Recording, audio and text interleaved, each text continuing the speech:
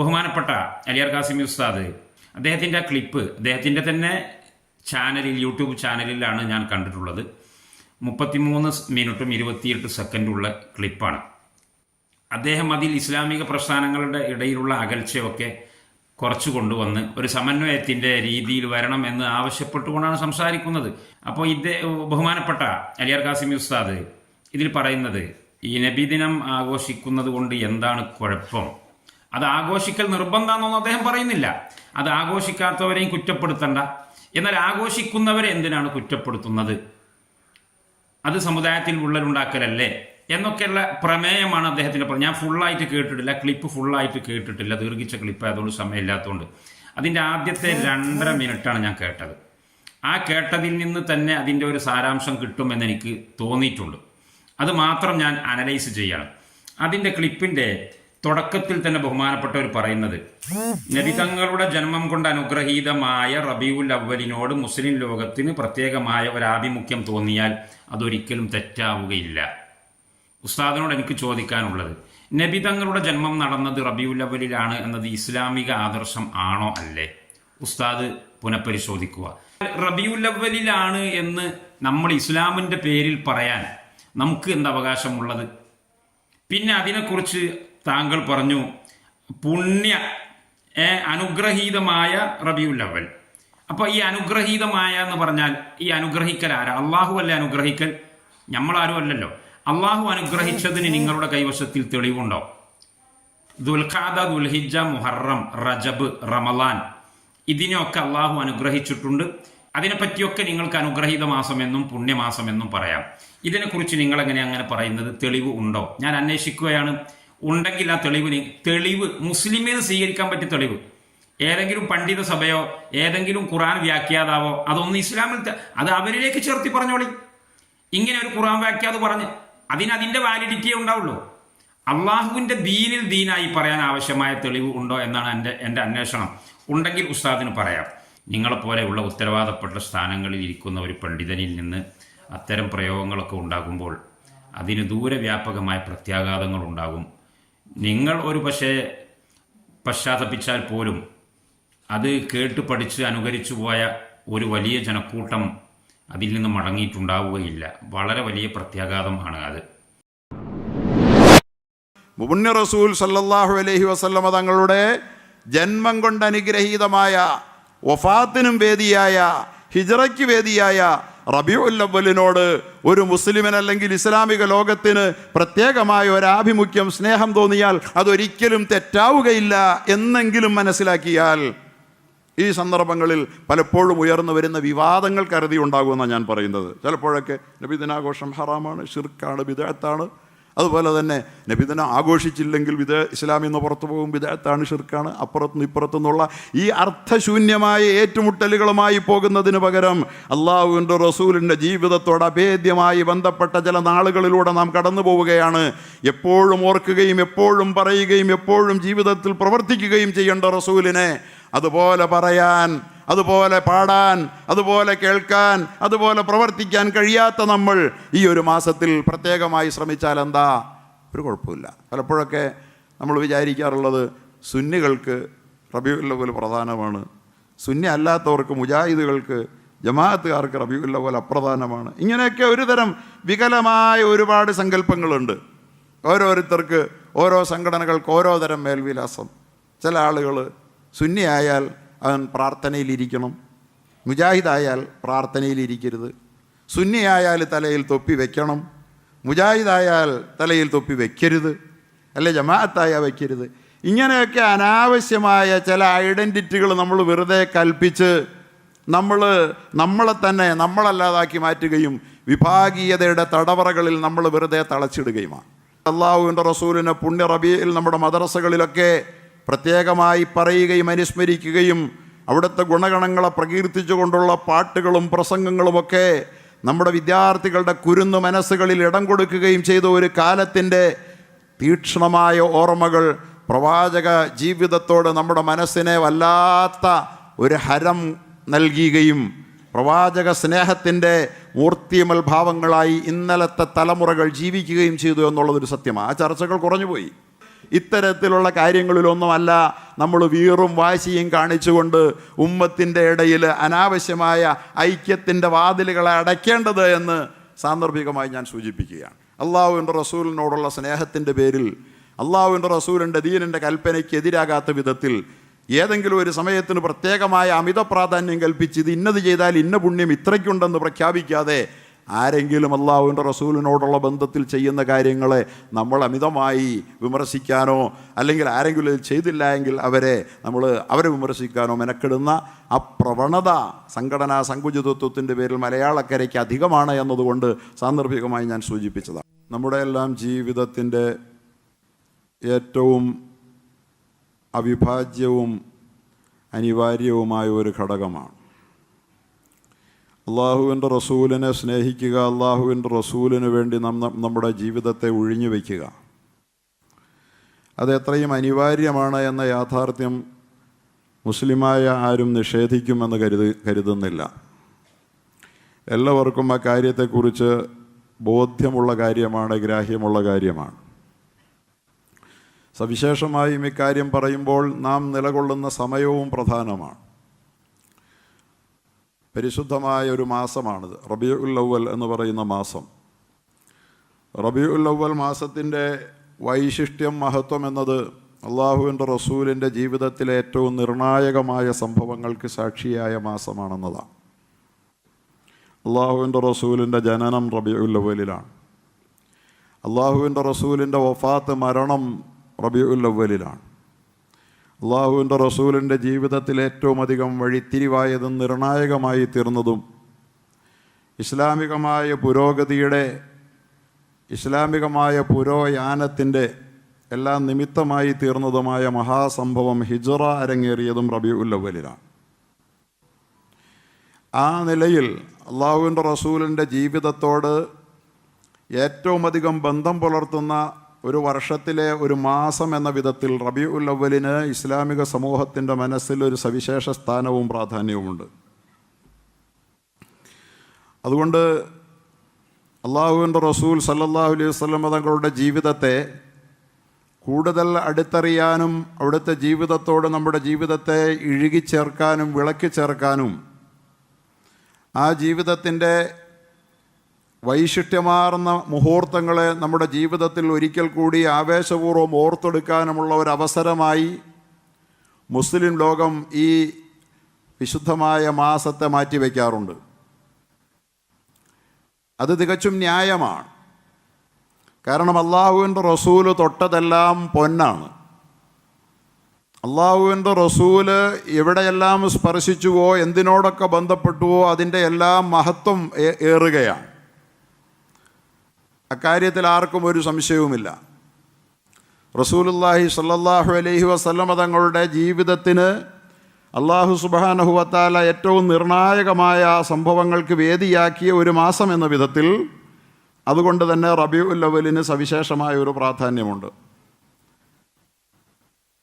റബീഉൽ അവ്വലിന് മാത്രം പ്രത്യേകമായ ഒരു പ്രാധാന്യം കൽപ്പിച്ച് എന്തെങ്കിലും സവിശേഷമായ ആരാധനകളോ ആചാരങ്ങളോ നടത്താൻ നമ്മളോട് കൽപ്പിക്കപ്പെട്ടിട്ടില്ല.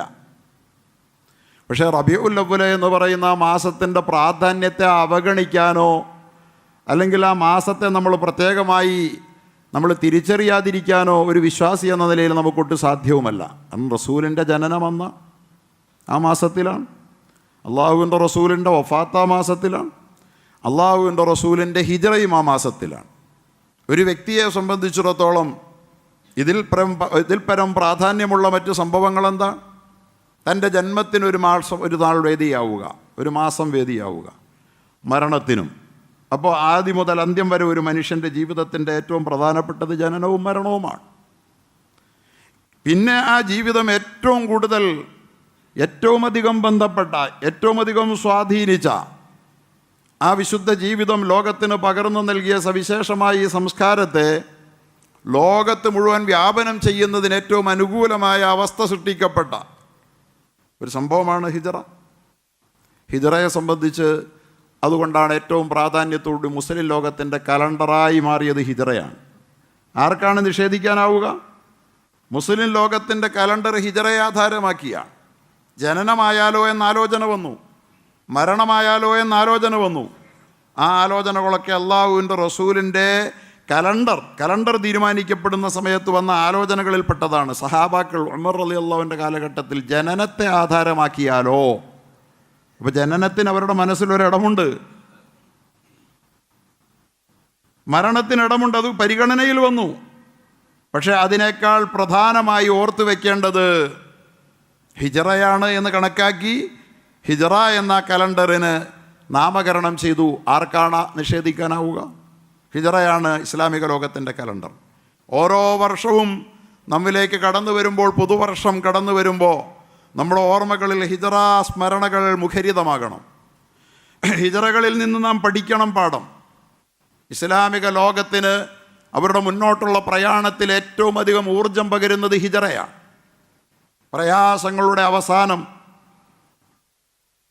ഇടതടവില്ലാത്ത അവിരാമമായ പീഡനങ്ങളുടെ പർവ്വം അതൊട്ടൊന്ന് ശമിച്ച് അഭയാർത്ഥിയായി നാട് വിട്ട് യാത്ര ചെയ്യേണ്ടി വന്ന, പലായനം ചെയ്യേണ്ടുന്ന ഒരു വ്യക്തി ഏതാണ്ട് 14 ദിവസത്തെ ഇടവേളയ്ക്കകം ഒരു നാട്ടിൻ്റെ അരജനായി, അധികാരിയായി ആരോഹണം ചെയ്യപ്പെടുന്ന അത്ഭുതം. ഒരഭയാർത്ഥി ഒരു നാട്ടിൽ നിന്ന് മറ്റൊരു നാട്ടിൽ ചെന്ന് രാജാവായി കയറുക. ആ നാടിൻ്റെ രാജ്യത്വം ആ തിരുകരങ്ങളിലും അവിടുത്തെ പ്രിയപ്പെട്ട ഖലീഫമാർ അഥവാ ഉത്തരാധികാരികളിലേക്കും പിൽക്കാലത്ത് കൈമാറ്റം ചെയ്യപ്പെട്ടെന്ന് മുതൽ ഇന്നോളം ആ അധികാരത്തിന് ശോഷണമില്ലാതെ ലോകത്ത് നിലനിന്ന് പരിശുദ്ധമായ ഇസ്ലാമിൻ്റെ സംസ്കാരത്തിൻ്റെ ഈറ്റില്ലമായി അല്ലെങ്കിൽ പോറ്റില്ലമായി വളരാനുള്ള ഭാഗ്യം ഒരു നാടിന് ലഭിക്കുക, അതിനൊക്കെ കാരണമായി ഹിജറ ഉണ്ട്. ഹിജറയും ഈ മൂന്നും റബീഉൽ അവ്വലിലാണ് എന്ന് പറഞ്ഞാൽ നാം ഇപ്പോൾ നിലകൊള്ളുന്ന ഈ മാസത്തിലാണ്. ഇതിൻ്റെ പ്രാധാന്യം നമുക്ക് കാണാതിരിക്കാനാവുമോ? അതുകൊണ്ടാണ് മുസ്ലിം ലോകം അള്ളാഹുവിൻ്റെ റസൂലിൻ്റെ ജീവിതത്തെ പ്രത്യേകമായി ഒന്ന് ഒത്തിനാക്കാൻ ശ്രമിക്കുന്നത് റബീഉൽ അവ്വൽ. ഒരു കാര്യം ഞാൻ പറഞ്ഞുകൊള്ളട്ടെ, അള്ളാഹുവിൻ്റെ റസൂലിനെ എല്ലായ്പ്പോഴും ഓർക്കേണ്ടതാണ്. അള്ളാഹുവിൻ്റെ റസൂലിൻ്റെ ജീവിതത്തെ ചിലർ പറയാറുണ്ട് റബീഉൽ അവ്വൽ പ്രത്യേകമായി റസൂലിനെ ഓർക്കേണ്ടതില്ല. ശരിയാണ്, ആ വാദം അംഗീകരിക്കപ്പെടേണ്ടതാണ്. പ്രത്യേകമായി ഓർക്കേണ്ടതില്ല, എപ്പോഴും ഓർക്കേണ്ടതാണ്. ഈ പറയുന്നവരടക്കം എപ്പോഴും ഓർക്കാറുണ്ടോ? എപ്പോഴും പറയാറുണ്ടോ? എപ്പോഴും ആ ജീവിതത്തെ അതേപടി നമ്മുടെ ഓർമ്മകളിൽ സജീവമാക്കാറുണ്ടോ? അങ്ങനെ ആക്കിയിരുന്നവരുണ്ടൊരു കാലം. അവർക്ക് റബീഉൽ അവ്വലിൻ്റെ പ്രത്യേകത കൽപ്പിക്കേണ്ട കാര്യമില്ല. കാരണം അവരെപ്പോഴും അള്ളാഹുവിൻ്റെ റസൂലിൻ്റെ വർത്തമാനങ്ങളിലാണ്. എപ്പോഴും അള്ളാഹുവിൻ്റെ റസൂലിൻ്റെ ആ വിശുദ്ധമായ ജീവിതത്തെ തങ്ങളുടെ ജീവിതത്തിലേക്ക് അവരിങ്ങനെ വിളക്കി ചേർക്കുകയാണ്. അവരുടെ ചർച്ചകളിലും ചിന്തകളിലും ഓർമ്മകളിലുമെല്ലാം അള്ളാഹുവിൻ്റെ റസൂലാണ്. അങ്ങനെയുള്ള ഒരു കാലഘട്ടത്തെ മുമ്പിൽ വെച്ചുകൊണ്ട് അള്ളാഹുവിൻ്റെ റസൂലിനെ ഏതെങ്കിലും ഒരു പ്രത്യേക സമയം പരാമർശിച്ചുകൂടാ എന്ന് നമുക്കാർക്കും പറയാനാവില്ലെന്നാണ് ഞാൻ സൂചിപ്പിച്ചത്. അള്ളാഹു മനസ്സിലാക്കാൻ തൗഫീഖ് തരുമാറാകട്ടെ. അതിനപ്പുറത്ത് അമിതമായ പ്രാധാന്യം കൽപ്പിക്കുകയും അമിതമായ ഏതെങ്കിലും പ്രത്യേകമായ ഇന്ന തരത്തിലുള്ള പുണ്യങ്ങൾ എന്ന് പ്രഖ്യാപിക്കുകയും ചെയ്യുന്നതിൻ്റെ ന്യായം നമുക്ക് ഒരുപക്ഷെ സ്വീകാര്യമല്ലെങ്കിൽ പോലും ഈ ദിവസത്തിൽ, മാസത്തിൽ അള്ളാഹുവിൻ്റെ റസൂലിൻ്റെ ഓർമ്മകളിൽ നമ്മൾ പ്രത്യേകമായി മുഴുകുന്നത്, അള്ളാഹുവിൻ്റെ റസൂലിൻ്റെ ജീവിതത്തെ പഠിക്കുന്നത്, അത് പകർത്താൻ ബന്ധപ്പെടുന്നത്, അത് നമ്മുടെ മക്കൾക്ക് പഠിപ്പിക്കുന്നത്, അവരുടെ പ്രഭാഷണങ്ങളിൽ, അവരുടെ ഗാനങ്ങളിൽ, അവരുടെ പാട്ടുകളിൽ, പറയലുകളിലൊക്കെ അതിനിടം നൽകുന്നത്, അതൊക്കെ അള്ളാഹുവിൻ്റെ റസൂലിനോടുള്ള നമ്മുടെ ആത്മബന്ധത്തെ രൂഢമൂലമാക്കുന്നതിന് വളരെ സഹായകമാണെന്ന് ഇസ്ലാമിക ലോകത്തിന് അനുഭവമുള്ളതാണ്. ഇന്നലകളിൽ നമ്മളതൊക്കെ ചെയ്തു വന്നിരുന്നു. ചിലപ്പോഴൊക്കെ അത്തരം പരിപാടികൾ അതിരുകൾ, സീമകൾ ലംഘിക്കാറുണ്ട് എന്നുള്ളത് നിഷേധിച്ചുകൊണ്ടല്ല ഞാൻ പറയുന്നത്, അത് തടയപ്പെടേണ്ടതാണ്. അള്ളാഹുവിൻ്റെ റസൂൽ അഭിലഷിക്കാത്തതും ദീനിൻ്റെ പൊതു താല്പര്യങ്ങൾക്ക് നിരക്കാത്തതുമായ ഒന്നുകൊണ്ടും അള്ളാഹുവിൻ്റെ റസൂലിനെ അനുസ്മരിക്കാൻ പാടില്ലാത്തതാണ് എന്ന് നമ്മൾ അംഗീകരിക്കുമ്പോൾ തന്നെ ആ നാളുകൾ അള്ളാഹുവിൻ്റെ റസൂലിനെ പുണ്യ റബീഇൽ നമ്മുടെ മദ്രസകളിലൊക്കെ പ്രത്യേകമായി പറയുകയും അനുസ്മരിക്കുകയും അവിടുത്തെ ഗുണഗണങ്ങളെ പ്രകീർത്തിച്ചുകൊണ്ടുള്ള പാട്ടുകളും പ്രസംഗങ്ങളുമൊക്കെ നമ്മുടെ വിദ്യാർത്ഥികളുടെ കുരുന്നു മനസ്സുകളിൽ ഇടം കൊടുക്കുകയും ചെയ്ത ഒരു കാലത്തിൻ്റെ തീക്ഷ്ണമായ ഓർമ്മകൾ പ്രവാചക ജീവിതത്തോട് നമ്മുടെ മനസ്സിനെ വല്ലാത്ത ഒരു ഹരം നൽകുകയും പ്രവാചക സ്നേഹത്തിൻ്റെ മൂർത്തിമൽ ഭാവങ്ങളായി ഇന്നലത്തെ തലമുറകൾ ജീവിക്കുകയും ചെയ്തു എന്നുള്ളതൊരു സത്യമാണ്. ആ ചർച്ചകൾ കുറഞ്ഞുപോയി, ആ വർത്തമാനങ്ങൾ തന്നെ ഇല്ലാതായി, വീടുകളിലില്ലാതായി, മദ്രസകളിലില്ലാതായി, പള്ളികളിലില്ലാതായി. അള്ളാഹുവിൻ്റെ റസൂൽ പ്രത്യേകമായി ചർച്ച ചെയ്യപ്പെടുന്ന പ്രവണത ഇല്ലാതായപ്പോൾ റസൂൽ എന്ന് പറയുന്ന ഒരു വ്യക്തിത്വമുണ്ട് നമ്മുടെ മുമ്പിൽ എന്ന കാര്യം പോലും മറന്നുപോയി. അള്ളാഹു ഉണ്ട്, അവൻ്റെ മതമായ ഇസ്ലാമുണ്ട്, അതോടൊപ്പം റസൂൽ എന്ന് പറയുന്ന അതിനിടയിൽ ഒരു മധ്യവർത്തി ഉണ്ട്. അതൊന്നും നിഷേധിച്ചിട്ട് കാര്യമില്ല. അള്ളാഹുവിൻ്റെ റസൂൽ എന്ന് പറയുന്ന അതിനിടയിൽ അള്ളാഹുവിനും റസൂലിനും ഇടയിൽ ഒരു മധ്യവർത്തി ഉണ്ട്. ആ മധ്യവർത്തി ഇല്ലെങ്കിൽ അള്ളാഹുവും നമ്മളും തമ്മിൽ ബന്ധമില്ല. മധ്യവർത്തി എന്ന് പറഞ്ഞാൽ അതിൻ്റെ അർത്ഥം അല്ല എന്നല്ല, അള്ളാഹുവിലേക്ക് നമ്മെ അടുപ്പിക്കുന്ന കണ്ണി എന്നാണ് അതിനർത്ഥം. അള്ളാഹുവിലേക്ക് നമ്മെ അടുപ്പിക്കുന്ന കണ്ണികളാണ് നബിമാർ. നബിമാരടുപ്പിക്കാതെ അള്ളാഹുവിലേക്ക് ആരടുക്കാൻ ശ്രമിച്ചാലും പരാജയപ്പെട്ടു പോകും. അതുകൊണ്ട് അള്ളാഹുവിൻ്റെ റസൂൽ അള്ളാഹുവിൻ്റെയും ഇസ്ലാമിൻ്റെയും പരിശുദ്ധമായ അവൻ്റെ ദർശനത്തിൻ്റെയും ഇടയിൽ നമുക്ക് ഇടയിൽ നിലനിൽക്കുന്ന കണ്ണിയാണ്. അതുകൊണ്ട് പുണ്യ റസൂലിനെ നമ്മൾ പ്രത്യേകമായി പഠിക്കണം, അവിടുത്തെ പരിചയപ്പെടണം, അവിടുത്തെ പറയണം, അവിടുത്തെ പാടണം. ഏത് വിധത്തിലെല്ലാം ആ ജീവിതം നമുക്കൊരു ആവേശമാക്കി മാറ്റാനാവുമോ ആ വഴികളെല്ലാം സ്വീകാര്യമാണ്. അതിന് പ്രത്യേകമായ ഒരു സമയം കണ്ടെത്തി എന്നതുകൊണ്ട് അതിന് അള്ളാഹുവിൻ്റെ റസൂല് കൽപ്പിക്കാത്ത പുണ്യപ്രഖ്യാപനം നടത്താതെ അതിലൊരു തെറ്റുമില്ല എന്ന് മനസ്സിലാക്കണം. പലപ്പോഴൊക്കെ നമ്മൾ വിചാരിക്കാറുള്ളത് സുന്നികൾക്ക് റബീഉൽ അവ്വൽ പ്രധാനമാണ്, സുന്നി അല്ലാത്തവർക്ക് മുജാഹിദുകൾക്ക് ജമാഅത്തുകാർക്ക് റബീഉൽ അവ്വൽ അപ്രധാനമാണ്. ഇങ്ങനെയൊക്കെ ഒരു തരം വികലമായ ഒരുപാട് സങ്കല്പങ്ങളുണ്ട്. ഓരോരുത്തർക്ക് ഓരോ സംഘടനകൾക്ക് ഓരോ തരം മേൽവിലാസം. ചില ആളുകൾ സുന്നിയായാൽ അവൻ പ്രാർത്ഥനയിലിരിക്കണം, മുജാഹിദായാൽ പ്രാർത്ഥനയിലിരിക്കരുത്, സുന്നിയായാൽ തലയിൽ തൊപ്പി വെക്കണം, മുജാഹിദായാൽ തലയിൽ തൊപ്പി വെക്കരുത്, അല്ലെ ജമാഅത്തായാൽ വെക്കരുത്.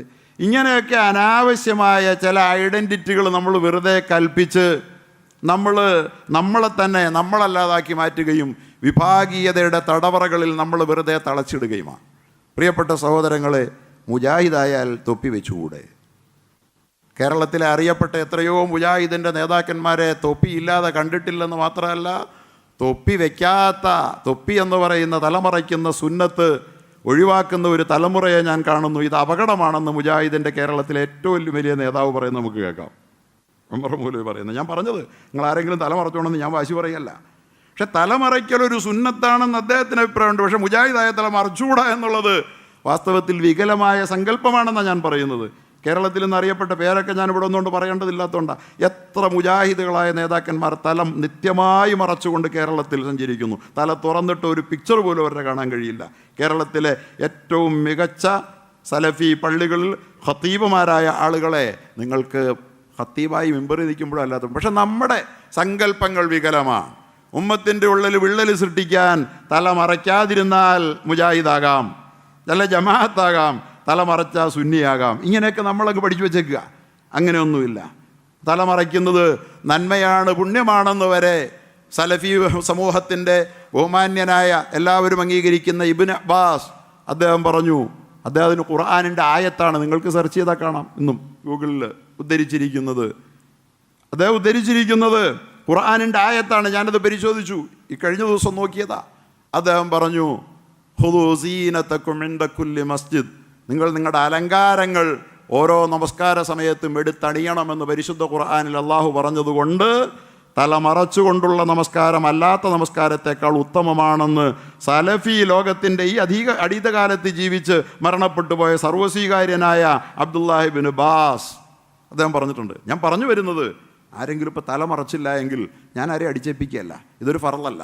പക്ഷേ അതിനൊരു മഹത്വമുണ്ട് എന്നുള്ളത്, ഇല്ല എന്നുള്ളത് ഒരു സംഘടനയുടെ ഐഡൻറ്റിറ്റി ആയിട്ടൊന്നും ആരും കാണാൻ ശ്രമിച്ചാൽ ആ സംഘടനക്കാരോ ആ ആശയക്കാരോ പോലും അംഗീകരിക്കുകയില്ല എന്നാണ് ഞാൻ സൂചിപ്പിക്കുന്നത്.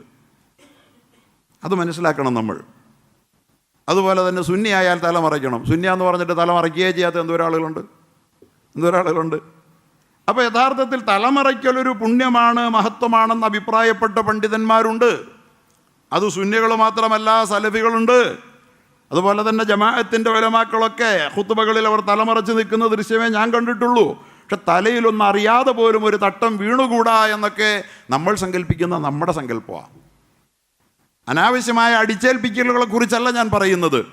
അത്തരത്തിൽ ഇത്തരം മൂഢസങ്കല്പങ്ങളെ അതിജീവിക്കാൻ നമുക്ക് കഴിയുമ്പോഴേ യഥാർത്ഥ ഇസ്ലാമിനെ തിരിച്ചറിയാനാകുമെന്നാണ് ഞാൻ പറയുന്നതിനർത്ഥം. അല്ലാതെ തലമറയ്ക്കാത്തവൻ സുന്നിയല്ല, അല്ലെങ്കിൽ ശരിയായ മുസ്ലിമല്ല, തലമറച്ചവനെല്ലാം സുന്നിയാണ് എന്നൊന്നും ഞാൻ പറയുകയല്ല. അങ്ങനെ ഒന്നും ഞാൻ എന്തെങ്കിലും ഒരു കാര്യത്തെ അങ്ങ് അടിച്ചേൽപ്പിക്കാൻ മെനക്കെടുന്ന ആളുമല്ല. പക്ഷേ ഇത്തരത്തിലുള്ള വികലമായ സങ്കല്പങ്ങളും, അതുപോലെ തന്നെ നമസ്കാരത്തിന് ശേഷം ദുആയ്ക്ക് ഒരാൾ ഇരുന്നാൽ അവൻ സുന്നിയായി, ദുആയ്ക്ക് ഇരുന്നില്ലെങ്കിൽ അവൻ സലഫിയായി. അതുകൊണ്ട് ഞാൻ സലഫി ആയതുകൊണ്ട് എനിക്ക് ദുആയ്ക്ക് ഇരുന്നേ കൂടാ, സുന്നി ആയതുകൊണ്ട് എനിക്ക് ഫറളാണ്, എനിക്ക് എഴുന്നേക്കാനേ മേല. ഇതൊക്കെ വെറും മൂഢസങ്കല്പങ്ങളാണ്. ചില സംഘടനകളുടെ ഐഡൻറ്റിറ്റിയായി നമ്മൾ തന്നെ അങ്ങ് പ്രഖ്യാപിച്ച് നടപ്പാക്കിക്കൊണ്ടിരിക്കുന്ന ഇതൊന്നുമല്ല യഥാർത്ഥത്തിൽ യാഥാർത്ഥ്യം.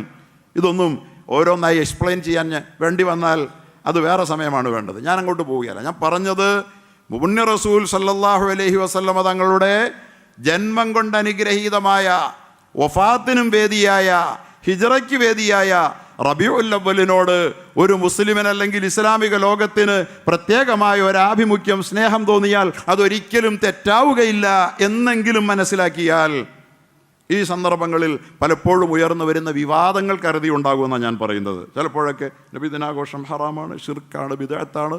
അതുപോലെ തന്നെ നബിദിന ആഘോഷിച്ചില്ലെങ്കിൽ ഇസ്ലാമിൽ നിന്ന് പുറത്തു പോകും, ബിദ്അത്താണ്, ഷിർക്കാണ്. അപ്പുറത്തുനിന്ന് ഇപ്പുറത്തുനിന്നുള്ള ഈ അർത്ഥശൂന്യമായ ഏറ്റുമുട്ടലുകളുമായി പോകുന്നതിന് പകരം അള്ളാഹുവിൻ്റെ റസൂലിൻ്റെ ജീവിതത്തോട് അഭേദ്യമായി ബന്ധപ്പെട്ട ചില നാളുകളിലൂടെ നാം കടന്നു പോവുകയാണ്. എപ്പോഴും ഓർക്കുകയും എപ്പോഴും പറയുകയും എപ്പോഴും ജീവിതത്തിൽ പ്രവർത്തിക്കുകയും ചെയ്യേണ്ട റസൂലിനെ അതുപോലെ പറയാൻ, അതുപോലെ പാടാൻ, അതുപോലെ കേൾക്കാൻ, അതുപോലെ പ്രവർത്തിക്കാൻ കഴിയാത്ത നമ്മൾ ഈ ഒരു മാസത്തിൽ പ്രത്യേകമായി ശ്രമിച്ചാൽ എന്താ? ഒരു കുഴപ്പമില്ല. ഇവിടെ കഴിഞ്ഞ റബീഉൽ അവ്വലിൽ ഞാൻ പലപ്പോഴും സുന്നികളുടെ പള്ളികളിൽ പ്രസംഗിക്കാൻ പോയി. ഈ കഴിഞ്ഞ ദിവസവും തിരുവനന്തപുരത്ത് 3-4 സുന്നികളുടെ ഏറ്റവും വലിയ പള്ളികളിൽ പ്രസംഗിച്ചിട്ടാണ് വന്ന് ഇപ്പോൾ കഴിഞ്ഞ ദിവസങ്ങളിൽ. അതുപോലെ തന്നെ ജമാഅത്തെ ഇസ്ലാമിയുടെ റബീഉൽ അവ്വൽ ഒരു ക്യാമ്പയിൻ തന്നെയായിരുന്നു, പുണ്യനബിയെ അറിയുക. റബീഉൽ അവ്വലിലെ ക്യാമ്പയിനായിരുന്നു. അങ്ങനെ ഇവിടെ സത്യത്തിൽ സംഘടനകളെ നമ്മൾ തെറ്റായി ധരിക്കുകയാണ്. നമ്മൾ ചില സംഘടനക്കാരാണെന്ന് വിചാരിച്ചിട്ട് റബീഉൽ അവ്വലിൽ നബി സല്ലല്ലാഹു അലൈഹി വസല്ലമയുടെ ക്യാമ്പയിൻ നടത്തുന്നു ജമാഅത്തെ ഇസ്ലാമി. ഞാൻ പറഞ്ഞത് ഇത്തരത്തിലുള്ള കാര്യങ്ങളിലൊന്നുമല്ല നമ്മൾ വീറും വാശിയും കാണിച്ചുകൊണ്ട് ഉമ്മത്തിൻ്റെ ഇടയിൽ അനാവശ്യമായ ഐക്യത്തിൻ്റെ വാതിലുകളെ അടയ്ക്കേണ്ടത് എന്ന് സാന്ദർഭികമായി ഞാൻ സൂചിപ്പിക്കുകയാണ്. അള്ളാഹുവിൻ്റെ റസൂലിനോടുള്ള സ്നേഹത്തിൻ്റെ പേരിൽ, അള്ളാഹുവിൻ്റെ റസൂലിൻ്റെ ദീനിൻ്റെ കൽപ്പനയ്ക്ക് എതിരാകാത്ത വിധത്തിൽ ഏതെങ്കിലും ഒരു സമയത്തിന് പ്രത്യേകമായ അമിത പ്രാധാന്യം കൽപ്പിച്ച് ഇത് ഇന്നത് ചെയ്താൽ ഇന്ന പുണ്യം ഇത്രയ്ക്കുണ്ടെന്ന് പ്രഖ്യാപിക്കാതെ ആരെങ്കിലും അള്ളാഹുവിൻ്റെ റസൂലിനോടുള്ള ബന്ധത്തിൽ ചെയ്യുന്ന കാര്യങ്ങളെ നമ്മൾ അമിതമായി വിമർശിക്കാനോ അല്ലെങ്കിൽ ആരെങ്കിലും ചെയ്തില്ല എങ്കിൽ അവരെ വിമർശിക്കാനോ മെനക്കെടുന്ന ആ പ്രവണത സംഘടനാ സങ്കുചിതത്വത്തിൻ്റെ പേരിൽ മലയാളക്കരയ്ക്ക് അധികമാണ് എന്നതുകൊണ്ട് സാന്ദർഭികമായി ഞാൻ സൂചിപ്പിച്ചതാണ്. പടച്ചതമ്പുരാൻ കാര്യങ്ങൾ നന്നായി മനസ്സിലാക്കാൻ തൗഫീഖ് തരട്ടെ. നന്നായി കാര്യങ്ങളെ ഗ്രഹിക്കണം. ആവശ്യമില്ലാത്ത ഐഡൻറ്റിറ്റികളൊക്കെ അങ്ങോട്ട് വെച്ച് അതൊക്കെ ആർക്കാണ്? പണ്ഡിതന്മാർക്കിടയിൽ നടക്കുന്ന വലിയ വലിയ ചർച്ചകളിൽ അവർ തന്നെ ഒന്ന് പറഞ്ഞതിന് ശേഷം ഇപ്പോൾ തലമറയ്ക്കൽ വാജിബല്ല, നിർബന്ധമല്ല, എല്ലാവർക്കും അറിയാം. പക്ഷേ അവർ തന്നെ തലമറയ്ക്കുന്നതിന് വിമുഖത കാണിക്കാതിരിക്കുമ്പോൾ അവരുടെ അനുയായികളാണെന്ന് പറയുന്നവർ തലമറയ്ക്കാനേ പാടില്ല എന്ന് വാശി കാണിച്ചോളൂ. പക്ഷേ അതൊന്നും യഥാർത്ഥ രീതി അതല്ല. അക്കാര്യത്തിലൊക്കെ വിട്ടുവീഴ്ചകളും വ്യത്യസ്ത നിലപാടുകളും ആകാവുന്നതാണ് എന്ന ഒരു മനോഭാവം നമുക്കൊക്കെ ഉണ്ടാകണം. തിരിച്ചറിവുകൾ പ്രത്യേകിച്ചും ഈ കാലഘട്ടത്തിൽ അനിവാര്യമാണ്. എന്തൊക്കെയെങ്കിലുമൊക്കെ പണ്ട് ഇങ്ങനെ അങ്ങ് കേട്ടുവെച്ചു, അതുകൊണ്ട് ഇനിയിപ്പോൾ ഞാൻ അതായിരിക്കണമെങ്കിൽ അങ്ങനെ തന്നെ പോകണം, മാറിപ്പോയാൽ ഞാൻ വേറെ വല്ലതുമാണെന്ന് വല്ലവരും വിചാരിച്ചാലോ, അങ്ങനെ ഒന്നും നാം കരുതരുത്. അതൊക്കെ ഇത്തരം കാര്യങ്ങളിലൊക്കെ തിരിത്തനിവാര്യമാണ്. ഞാൻ പറയുന്നത് അള്ളാഹുവിൻ്റെ റസൂലിനോട് നമുക്കുള്ള ബന്ധം എന്താ? സാധാരണ ഒരു മനുഷ്യനെ പോലെയോ നമുക്ക് അള്ളാഹുവിൽ നിന്ന് സന്ദേശം എത്തിച്ചു തന്ന ഒരു പ്രബോധകൻ എന്ന നിലയിൽ മാത്രമോ അള്ളാഹുവിൻ്റെ റസൂലിനെ കാണുന്നതിനപ്പുറത്ത് അതിനേക്കാളെല്ലാം ഉപരിയായ ഒരു ബന്ധം നമുക്ക് അള്ളാഹുവിൻ്റെ റസൂലിനോട് ഉണ്ടാകണമെന്നാണ് ഞാൻ പറയുന്നത്. ഇത് പറയുന്നത് അള്ളാഹുവാണ്. അള്ളാഹു പറയുന്നു, അന്നബിയു ഔലാ ബിൽ മുഅ്മിനീൻ മിൻ അൻഫുസിഹിം വഔലാദുഹു ഉമ്മഹാത്തുഹും വഉലുൽ അർഹാമി ബഅ്ദുഹും ഔലാ ബിബഅ്ദിൻ ഫീ കിതാബില്ലാഹി മിനൽ മുഅ്മിനീന വൽ മുഹാജിരീൻ. അന്നബിയു ഔലാ ബിൽ മുഅ്മിനീന മിൻ അൻഫുസിഹിം. നബി സല്ലല്ലാഹു അലൈഹി വസല്ലം സത്യവിശ്വാസികൾക്ക് അവരുടെ ജീവനേക്കാൾ പ്രിയപ്പെട്ടതാണ്. റസൂൽ സാധാരണ ആളെപ്പോലെ നമുക്ക് കാണാൻ പറ്റുമോ? വെറും ഒരു സന്ദേശവാഹകന് മാത്രമായി കാണാൻ പറ്റുമോ? സ്വന്തം ജീവനേക്കാൾ അള്ളാഹുവിൻ്റെ റസൂൽ വിലപ്പെട്ടതാണ് ഖുർആൻ. മിൻ അൻഫുസിഹിം വഅസ്വാജുഹു ഉമ്മഹാത്തുഹും. അദ്ദേഹത്തിൻ്റെ ഭാര്യമാർ, അവിടുത്തെ ഭാര്യമാർ അവരുടെ മാതാക്കളാണ്, ഉമ്മമാരാണ്. സാധാരണ റസൂൽ മറ്റുള്ളവരെ പോലെയാണോ? ആണോ? ജീവനേക്കാൾ വിലപ്പെട്ടതാണ് റസൂൽ, ജീവനേക്കാൾ വിലപ്പെട്ടതാണ്. ഉമ്മമാരോ ഭാര്യമാരോ? ഉമ്മമാരാണ് നമുക്ക് ഉമ്മഹാത്തുൽ മുഅ്മിനീങ്ങളാണ്. വേറെ ലോകത്ത് ആരെങ്കിലും ഉണ്ടോ? എന്താണ് ആ ഉത്തരവാദിത്വം? എന്താണ് ആ കടപ്പാട്? അത്രയും വലിയ കടപ്പാട് അള്ളാഹുവിൻ്റെ റസൂലിനോട് നമുക്കുണ്ടെന്ന് പറയുന്നത് അള്ളാഹുവിൻ്റെ ഗ്രന്ഥമാണ്. ആ കടപ്പാട് ഉണർന്നാണോ? ജീവനേക്കാൾ നമുക്ക് സ്നേഹിക്കാനായിട്ടുണ്ടോ? വാദങ്ങളും പ്രഖ്യാപനങ്ങളും നടത്തുമ്പോൾ അധികം സ്നേഹം ഞങ്ങൾക്കാണ്, ചര്യ ഞങ്ങളോടാണ് കൂടുതൽ ബന്ധപ്പെട്ടത്, അവനോടല്ല എന്ന് പറഞ്ഞ് പരസ്പരം വാദിക്കുമ്പോൾ സ്വന്തം ജീവനേക്കാൾ അള്ളാഹുവിൻ്റെ റസൂലിനെ സ്നേഹിക്കാൻ നമുക്കായോ എന്നാണ് നമ്മൾ ഈ സന്ദർഭത്തിൽ ആലോചിക്കേണ്ടത്.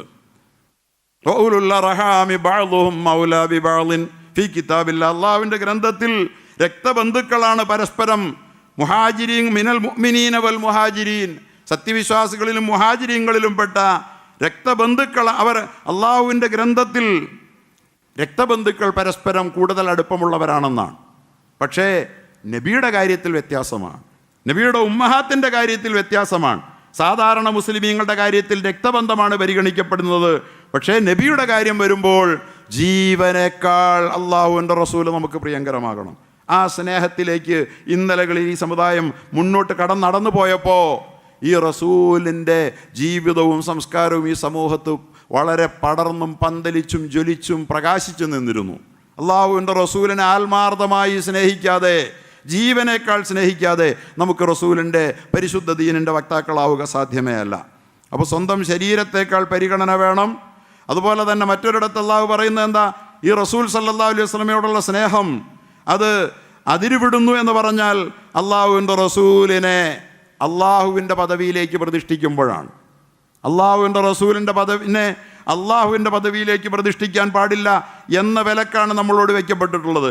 അല്ലാതെ റസൂലുള്ളാഹി സ്വല്ലല്ലാഹു അലൈഹി വസല്ലം തങ്ങളോടുള്ള ബന്ധം എന്താ? ഖുൽ പറയുക നബിയെ, ഇൻ കാന ആബാഉക്കും വഅബ്നാഉക്കും വഇഖ്വാനുക്കും വഅസ്വാജുക്കും വഅശീറത്തുക്കും, നിങ്ങളുടെ പിതാക്കന്മാർ, മാതാപിതാക്കൾ, മക്കൾ, നിങ്ങളുടെ സഹോദരങ്ങൾ, നിങ്ങളുടെ ഭാര്യമാർ, നിങ്ങളുടെ ഉറ്റ ബന്ധുക്കൾ, വഅംവാലുൻ ഇഖ്തറഫ്തുമുഹ, നിങ്ങൾ അധ്വാനിച്ചുണ്ടാക്കിയ നിങ്ങളുടെ സമ്പത്ത്, വമസാകിനു തർലൗനഹ, വമസാകിൻ, നിങ്ങൾക്ക് ഏറ്റവും പ്രിയങ്കരമായ നിങ്ങളുടെ പാർപ്പിടങ്ങൾ, നിങ്ങളുടെ ഭവനങ്ങൾ, വഅംവാലുൻ തിജാറത്തുൻ തഖ്ശൗന കസാദഹ, നഷ്ടം വന്നേക്കുമോ എന്ന് നിങ്ങൾ ആശങ്കപ്പെടുന്ന നിങ്ങളുടെ തിജാറത്ത്, കച്ചവടങ്ങളും, അഹബ്ബ ഇലൈക്കും മിനല്ലാഹി വറസൂലിഹി വജിഹാദിൻ ഫീ സബീലി, അള്ളാഹുവിനേക്കാളും അവൻ്റെ റസൂലിനേക്കാളും അള്ളാഹുവിൻ്റെ ദീനിൻ്റെ നിലനിൽപ്പിന് വേണ്ടി പൊരുതുന്നതിനേക്കാൾ, പരിശ്രമിക്കുന്നതിനേക്കാൾ നിങ്ങൾക്ക് എപ്പോഴെങ്കിലും പ്രിയങ്കരമായി മാറുന്നുവെങ്കിൽ ഫതറബ്ബസൂ ഹത്താ യഅതി അല്ലാഹു ബിഅംരി, അള്ളാഹുവിൻ്റെ ശിക്ഷയുടെ തീരുമാനം വരുന്ന നിമിഷങ്ങളെ കാത്തിരുന്നോളൂ. മുസ്ലിം ഉമ്മത്ത് ലോകത്തും രാജ്യത്തും ജീവിക്കുന്ന സംസ്ഥാനത്തുമൊക്കെ നമുക്കെതിരിലുള്ള കരുനീക്കങ്ങൾ, നമ്മുടെ അടിത്തറ മാന്തുന്ന, പൗരത്വം ചോദ്യം ചെയ്യപ്പെടുന്ന, ജീവിക്കാനുള്ള പാർപ്പിട കേന്ദ്രങ്ങൾ പിടിച്ചെടുക്കപ്പെടുന്ന, പ്രോപ്പർട്ടികൾ പിടിച്ചെടുക്കപ്പെടുന്ന, അതുപോലെ തന്നെ നമ്മുടെ ആരാധനാലയങ്ങൾ, പള്ളികൾ, നമ്മുടെ വസ്തുവകകൾ, വഖഫുകൾ കയ്യേറ്റം ചെയ്യപ്പെടുന്ന കടുത്ത ഭീഷണികളിലൂടെ ഓരോന്നോരോന്നായി മാറി മാറി കടന്നു പോകുമ്പോൾ ഇപ്പറയപ്പെട്ട 5 കൂട്ടം കാര്യങ്ങളുണ്ട്. മാതാപിതാക്കൾ, മക്കൾ, അതുപോലെ തന്നെ സഹോദരങ്ങൾ, ഇണകൾ, അവരൊക്കെ നമുക്ക് എത്ര പ്രിയപ്പെട്ടവരാണ്. ബന്ധുക്കൾ, ഇവരെക്കാൾ മറ്റ് പറഞ്ഞ 3 സംഗതികൾ, സമ്പത്ത്, അതുപോലെ തന്നെ നിൻ്റെ പാർപ്പിട സമുച്ചയങ്ങൾ, വീടുകൾ, നിങ്ങളുടെ വീടുകൾ, അതുപോലെ തന്നെ കച്ചവടം, ബിസിനസ്, ഇതിനേക്കാളും പ്രിയങ്കരമാണോ നബി? കച്ചവട ലാഭത്തിന് വേണ്ടി നബിയുടെ ഒരു കൽപ്പനയെ നിങ്ങൾ അവഗണിക്കുമോ? എങ്കിൽ കാത്തിരുന്നോളൂ, റബ്ബിൻ്റെ ശിക്ഷ വരും. നോക്ക്, റസൂലിനെ നമ്മൾ സ്നേഹിച്ചതുപോലെ അവർ സ്നേഹിച്ചിട്ടില്ല. റസൂൽ ഒരു പോസ്റ്റ്മാനാണെന്ന്, അല്ലെങ്കിൽ ഒരു സന്ദേശവാഹകനാണെന്ന്, അതിനപ്പുറത്തൊന്നും റസൂലിനെ കുറിച്ച് നമ്മൾ തീരുമാനിച്ചുകൂടാ. അങ്ങനെ തീരുമാനിച്ചുകൂടാന്നാണോ പറഞ്ഞത്? നിൻ്റെ അപ്പനേക്കാളും, നിൻ്റെ അമ്മയെക്കാളും, നിൻ്റെ മക്കളെക്കാളും, നിൻ്റെ ഭാര്യയെക്കാളും നീ കൂടുതൽ സ്നേഹിക്കണമെന്ന് പറയുന്ന, നിൻ്റെ ജീവനേക്കാൾ സ്നേഹിക്കണമെന്ന് അള്ളാഹു പറയുന്ന നബി, ആ നബി അത്രയ്ക്കൊക്കെ മതിയോ? ആ നബിയെ നമ്മൾ സ്നേഹിക്കാൻ നമ്മളൊരു വൈകാരികമായ ഒരു തലത്തിലേക്ക് നമ്മുടെ സ്നേഹം പോകും. ആ സ്നേഹമാണ് സഹാബാക്കൾ എന്നും പ്രകടിപ്പിച്ചത്. അള്ളാഹുവിൻ്റെ റസൂൽ സല്ലല്ലാഹു അലൈഹി വസല്ലമ തങ്ങളെ സംബന്ധിച്ച് സഹാബാക്കൾ, ഇമാം ബുഖാരിയൊക്കെ റിപ്പോർട്ട് ചെയ്യുന്ന ഹദീസിൽ കാണാം, റസൂലുള്ളാഹി സ്വല്ലല്ലാഹു അലൈഹി വസല്ലമയെ ജീവനേക്കാൾ സ്നേഹിക്കണമെന്ന് പറയുക മാത്രമല്ല, സഹാബാക്കൾ ഇത് ചെയ്തു. സഹാബാക്കൾ പറയുമായിരുന്നത്, അള്ളാഹുവിൻ്റെ റസൂലിന് അനിഷ്ടമുള്ള എന്തെങ്കിലും കാര്യം വരുമോ എന്നവർ ഭയന്നാൽ അവരപ്പോൾ പറയാറുണ്ടായിരുന്ന വാക്കെന്തെന്നറിയോ? ഫിദാക അബീ വ ഉമ്മി യാ റസൂലല്ലാഹ്, ബി അബീ അന്ത വ ഉമ്മി. നബിയെ, അള്ളാഹുവിൻ്റെ റസൂലിന് ഇഷ്ടക്കേടുള്ളത് ബി അബീ അന്ത വ ഉമ്മി, എൻ്റെ മാതാപിതാക്കൾ വാപ്പയും ഉമ്മയും നബിയെ അങ്ങേക്ക് മുമ്പിൽ സമർപ്പണം എന്ന് പറഞ്ഞാൽ, എൻ്റെ വാപ്പ നഷ്ടപ്പെട്ടാലും ഉമ്മ നഷ്ടപ്പെട്ടാലും അങ്ങയ്ക്കൊരു വേദന വരുന്നത് എനിക്ക് സഹിക്കില്ല നബിയെ. ഇതവർ പറഞ്ഞതാ. ഇത് അതിരുവിട്ട വർത്തമാനമാണോ? ഇത് ഹദീസിൽ നിരന്തരം കാണാം. ഫിദാക അബീ വ ഉമ്മി, എൻ്റെ വാപ്പയും ഉമ്മയും നബിയെ അങ്ങേക്ക് അർപ്പണമെന്നാണ് അള്ളാഹുവിൻ്റെ റസൂലിൻ്റെ മുഖത്ത് നോക്കി സഹാബാക്കൾ പറഞ്ഞുകൊണ്ടിരുന്നത്. അബൂ തൽഹത്തുൽ അൻസാരി റളിയല്ലാഹു തആല അൻഹു ഉഹദിൻ്റെ രണാങ്കണത്തിൽ അള്ളാഹുവിൻ്റെ റസൂലിന് നേരെ പാഞ്ഞു വരുന്ന ശരങ്ങൾ തൻ്റെ നെഞ്ചത്തേറ്റുവാങ്ങുകയാണ്. അദ്ദേഹം പറഞ്ഞു, ഫീ ഗസ്വത്തി ഉഹദിൻ വയുർമാ ബൈന യദൈഹി വയഖൂൽ, തന്നെ ശത്രുക്കളുടെ മുമ്പിലേക്ക് എടുത്തെറിഞ്ഞു. അദ്ദേഹം അസ്ത്രങ്ങൾ പാഞ്ഞു വരുമ്പോൾ അള്ളാഹുവിൻ്റെ റസൂലിൻ്റെ ദേഹത്ത് കൊള്ളാതെ അതിൻ്റെ മുമ്പിൽ കയറി നിന്നു. എന്നിട്ട് പറഞ്ഞു, ബി അബീ അന്ത വ ഉമ്മി യാ റസൂലല്ലാഹ് ലാ തുശ്രിഫു യുസീബുക സഹമുൻ മിൻ സിഹാമിൽ ഖൗമി, ആ ശത്രുക്കളുടെ അസ്ത്രം അങ്ങയുടെ നെഞ്ചത്ത് കൊള്ളാൻ ഞാൻ അനുവദിക്കില്ല നബിയെ. ഫിദാക അബീ വ ഉമ്മി എന്ന് പറഞ്ഞുകൊണ്ട് സ്വന്തം നെഞ്ചത്ത് അസ്ത്രമേറ്റുവാങ്ങി മഹാനായ അബൂ തൽഹത്തുൽ അൻസാരി റളിയല്ലാഹു അൻഹു, നഹ്രി ദൂന നഹ്റുക്, അങ്ങയുടെ ചങ്കത്തല്ല എൻ്റെ ചങ്കത്താണത് കൊള്ളേണ്ടതെന്ന് പറഞ്ഞുകൊണ്ട് റവാഹുൽ ബുഖാരി റിപ്പോർട്ട് ചെയ്ത ഹദീസിൽ കാണാൻ കഴിയും. അങ്ങനെ അതെല്ലാം ഏറ്റുവാങ്ങി കൈ തളർന്ന അവശനായി റഅയ്തു യദ തൽഹത ശല്ലാഅ, തൽഹ റളിയല്ലാഹുവിൻ്റെ കൈകൾ തളർന്നു പോയതായി ഞാൻ കണ്ടു എന്ന് ഹദീസിൽ കാണാം. ഇതൊക്കെയായിരുന്നു നബിയെ സ്നേഹിച്ചതിൻ്റെ മാതൃകകൾ. ആ പുണ്യ റസൂലിനെ ആ മാതിരി പറയാനോ, ആ റസൂലിനെ ആ മാതിരി സ്നേഹിക്കാനോ, ആ ജീവിതത്തെ പിന്തുടരാനോ നമുക്ക് കഴിയുന്നുണ്ടോ എന്ന് ആലോചിക്കണം. അള്ളാഹുവിൻ്റെ റസൂലിനെ അവർ സ്നേഹിച്ചത് എങ്ങനെയാണ്? മുആദ് ബിൻ ജബൽ റളിയല്ലാഹു തആല അൻഹുവിനെ ഷാമിലെ ഗവർണറായി അയക്കിയ റസൂലുള്ളാഹി സ്വല്ലല്ലാഹു അലൈഹി വസല്ലം സാക്ഷാൽ ഭരണാധികാരിയാണ്, പ്രധാനമന്ത്രിയാണ് അന്നത്തെ വാലി ഗവർണർ എന്ന് പറഞ്ഞാൽ. യമനിലേക്ക് അയക്കുമ്പോൾ മുആദ് ബിൻ ജബൽ പറയുകയാണ്, ഇല്ല നബിയെ ഞാൻ പോവില്ല, എനിക്ക് പ്രഭാതത്തിലും പ്രദോഷത്തിലും അങ്ങയെ കണ്ടുകൊണ്ടിരിക്കണമെന്ന്. അള്ളാഹുവിൻ്റെ റസൂലിനെ കണ്ടുകൊണ്ടിരിക്കാൻ. ഇത് കൽപ്പനയൊന്നുമല്ല. റസൂലിനോടുള്ള സ്നേഹത്തിൽ, അതിൻ്റെ പ്രകടനത്തിൽ ഒരു കൽപ്പനയില്ല. ഒരു നാടിൻ്റെ ഭരണാധികാരിയായിപ്പോയി അള്ളാഹുവിൻ്റെ റസൂല് ഏൽപ്പിക്കുന്ന ഉത്തരവാദിത്വം നിർവഹിക്കാൻ പറയുമ്പോൾ എനിക്കത് പ്രയാസമാണ് നബിയെ, അങ്ങേ കണ്ടുകൊണ്ടിരിക്കണമെന്ന് ഒരാൾ പറയുന്ന സ്നേഹം അതൊരു ഖുർആനിലും കാണില്ല, ഹദീസിലും കാണില്ല. എന്നാൽ കാണാം, നിന്റെ ജീവനേക്കാൾ, നിന്റെ മാതാപിതാക്കളെക്കാൾ ഈ നബി നിനക്ക് പ്രിയപ്പെട്ടതാകണമെന്ന് പറയുന്നതിൻ്റെ പൊരുൾ എന്താണെന്ന് നമ്മെ കാട്ടിത്തന്നത് സഹാബാക്കളാ. അത് നമുക്ക് മനസ്സിലാവില്ല. അത് മനസ്സിലാക്കാനാവണം. ആ റസൂലിനെ അത്രമാത്രം നമ്മുടെ ജീവിതത്തോട് ചേർത്ത് വെക്കാനാവണം എന്ന് ഈ സന്ദർഭത്തിൽ സൂചിപ്പിക്കാൻ ആഗ്രഹിക്കുക. പടച്ച തമ്പുരാൻ നമുക്ക് സഹാബാക്കൾ പ്രകടിപ്പിച്ചതാണ് യഥാർത്ഥത്തിൽ നമ്മുടെ മാതൃക സ്നേഹത്തിൻ്റെ, അതുപോലെ തന്നെ അതുപോലെ പ്രായോഗിക ജീവിതത്തിൻ്റെ. അള്ളാഹുവിൻ്റെ റസൂലിനോടൊപ്പം ഒരു സഹാബിയുടെ ഏറ്റവും വലിയ വേദന എന്താണ്?